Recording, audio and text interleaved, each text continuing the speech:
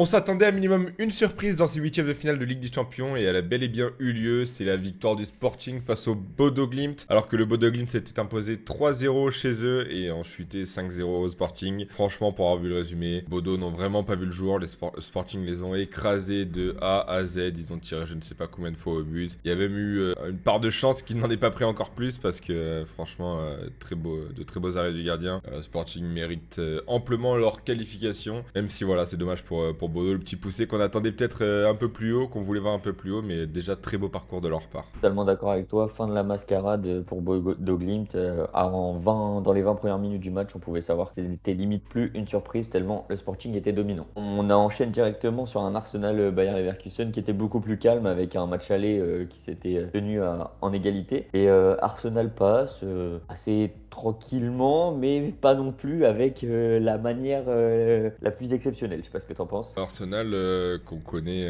qui peut être choqué dans les derniers moments. Voilà, face au Bayer Leverkusen, c'est passé, mais attention dans la suite de la compétition. Ils ne proposent pas à chaque fois le meilleur football, donc sur une double confrontation, ça peut. Bon, je pense que le Sporting ça devrait passer, mais pour la suite, vraiment attention que ce soit l'Atlético ou le Barça. Pas la même chance pour les autres clubs anglais. En effet, à Chelsea, ça s'est passé différemment. Voilà, 8-2, c'est possible de le prendre en un match, mais c'est aussi possible de le prendre en deux matchs. Voilà, sur les doubles confrontations, PSG-Chelsea, 8-2 au cumulé. Une victoire déjà assez exceptionnelle au Parc des Princes. 5-2, qui ne reflétait peut-être pas vraiment le match, parce que Chelsea ont quand même proposé du beau jeu, mais ont totalement craqué à la fin. Et par contre, le match retour, match à sens unique à Stamford Bridge, avec une victoire écrasante du Paris Saint-Germain. Énormément de réussite aussi dans les pieds de Barcola, dans les pieds de Mayoulou. Un super but de Gvara dès le début de match. Et voilà, je pense que dès le premier but de Gvara, Chelsea savait que c'était plié. Et voilà, après, ils ont déroulé match exceptionnel.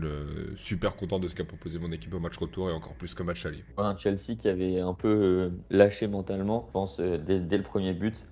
Et ça a été aussi le cas à Manchester City parce que voilà, il y a eu cette double peine, donc carton rouge plus penalty. Il y a un peu enterré les espoirs de City qui commençaient plutôt bien leur match, et avec en plus un raté de Valverde à la deuxième minute, je crois, un Ouais. 1v1 qui aurait pu aussi tuer City. Et là, il avait loupé, donc City pouvait y croire. Et du coup, pour moi, City aurait pu remonter ce match, mais carton rouge plus penalty, ça a fait du mal. Et derrière, en plus, on a vu que Bernardo Silva est un élément clé du jeu de City et c'était très compliqué. Le Real, du coup, s'impose aussi à l'Etihad Stadium et il n'y a rien à dire, hein. Le Real a fini par être meilleur sur cette double confrontation. C'est le Real Ligue des Champions.